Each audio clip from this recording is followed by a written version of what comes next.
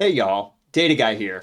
And today I wanted to make a video that was requested by one of you, which was comparing Airbyte to Apache Flink. So now that I've gotten videos out there on both of those core offerings, I wanted, and I feel like I'm comfortable with understanding both of these systems. I want to kind of present to you what the difference is, maybe give you some advice on which system is best for your use case. Because when I came into this, I thought these were two kind of directly comparable systems, but I've actually found in kind of my research here that they're not. They are really suited to two very different use cases. And so today I'm going to explore what both of those are, just give you a quick intro on what Flink does, what Airbyte does, and then go right into talking about the benefits and what applications Flink is best suited for versus which is Airbyte is best suited for. And then at the end, I'll just kind of sum it up with, hey, this is which one you should use for which use case. So don't worry, I'm not going to just rehash everything that I talked about in the previous videos. This will be more about comparing Flink and Airbyte, but I feel like it is worth just, talking about, hey, this is what Flink does, this is what Airbyte does, so it's top of mind for the rest of the comparison. And so Flink is really, as it says, kind of in its own documentation, building blocks for streaming applications.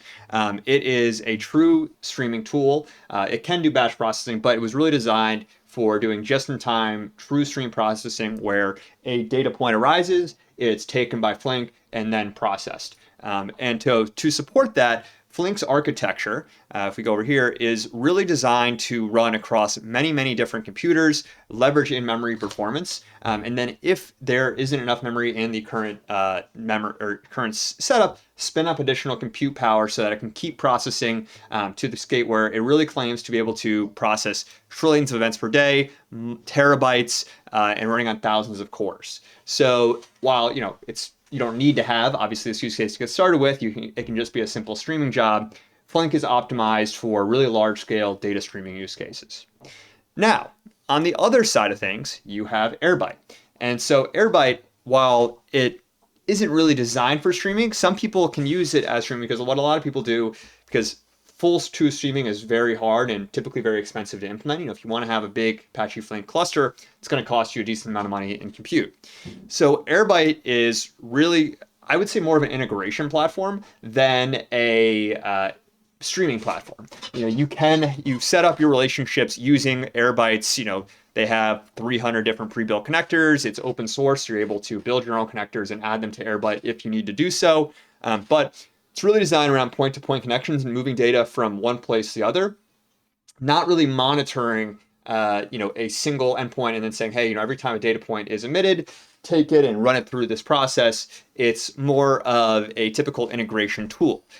While yes, there is, kind of a pipeline and there is notebooks and things that you can build to, do some transformations during that integration process, Airbyte at its core isn't really well optimized for large scale streaming because it doesn't have that same kind of architecture under the hood where you have Flink scaling up, constantly processing endless amounts of data from any emission point that it might be coming from.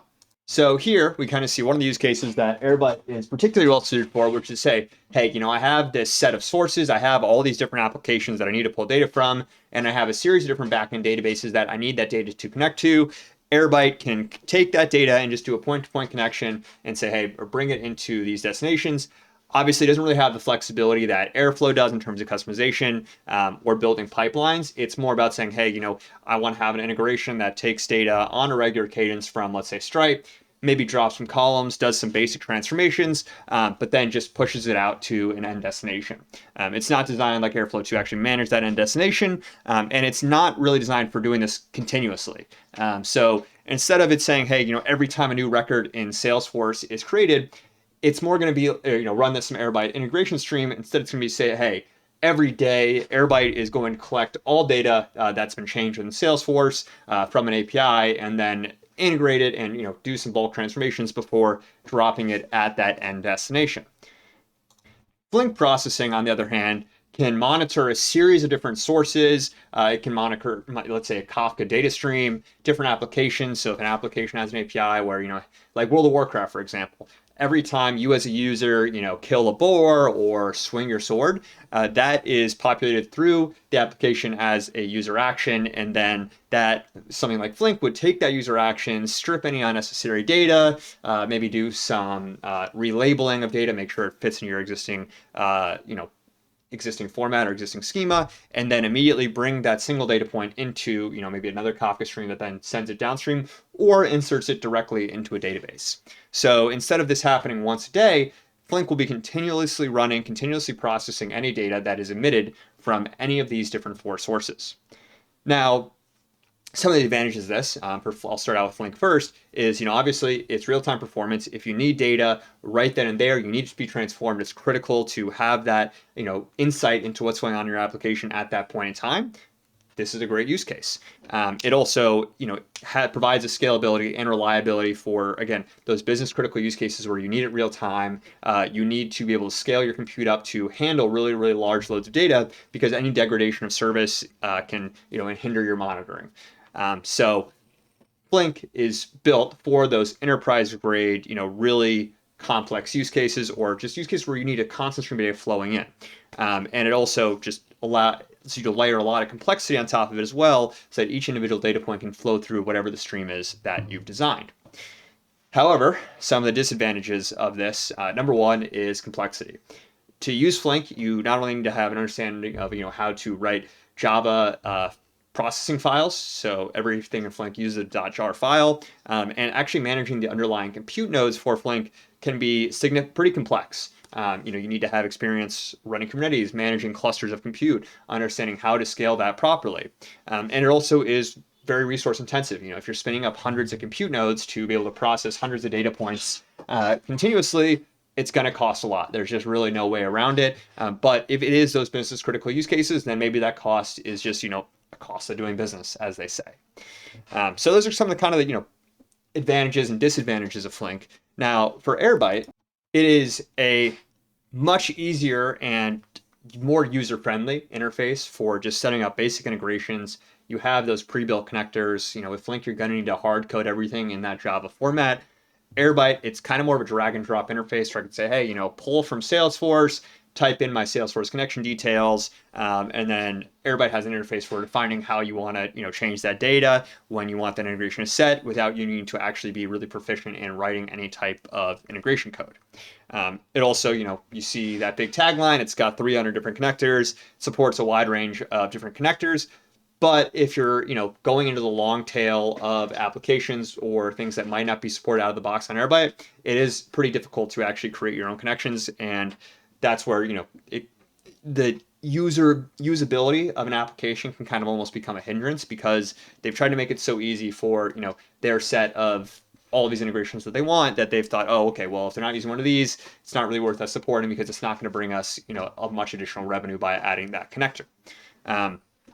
So you can build those custom connectors, but if you don't have that experience, it's going to be a little bit tougher for you. Obviously, Flink is still probably about an equal difficulty, but just worth noting that it's going to be, while they might claim tons of different, a lot of ease of use in creating your own connectors, in my experience, it is a little bit more difficult and kind of hard to templatize than they might claim. Additionally, and this can either be a disadvantage or an advantage, depending on how you view it, is that Airbyte is really designed for batch processing. It can't really do true real-time data processing. So if you need those immediate insights, you're going to want to go with another tool like Flink or like Airflow that can run those jobs more on a, faster cadence, more rapid cadence, where you constantly have jobs going on. Airbyte really isn't designed for that. It's more designed for, running those daily, weekly jobs of collecting bulk amounts of data, doing some simple transformations. And the reason I keep saying simple transformations is because Airbyte doesn't have really advanced processing capabilities in terms of, customizing your data. Let's say I want to do some kind of Python operation to alter my data, melt the table, switch columns and rows. Airbyte struggles in terms of being able actually to integrate some of those processing capabilities that Flink offers. With Flink, the blessing and the curse is that it's all code, so you're able to completely customize how that particular data point with a path of transformations is going through, what's going to happen to that before it's dumped into your backend database. So if you need that flexibility, then again, Flink might be the better choice for you. So at the end of the day, the choice between Airbyte and Flink really comes down to whether you want to do batch processing or stream processing. Flink is really well designed for stream processing. It gives you the scalability, gives you the ability to add all that compute, add all those customizations, and really run true streaming where you have the processing power to keep taking in data, keep ingesting it, keep processing it without any degradation or delay in service. You have almost real time access to any data that is being generated by your customer application, by your IoT devices, really anything. And so this can be real time analytics, fraud detection, anything where data, the immediacy of the when you get that data is really critically important.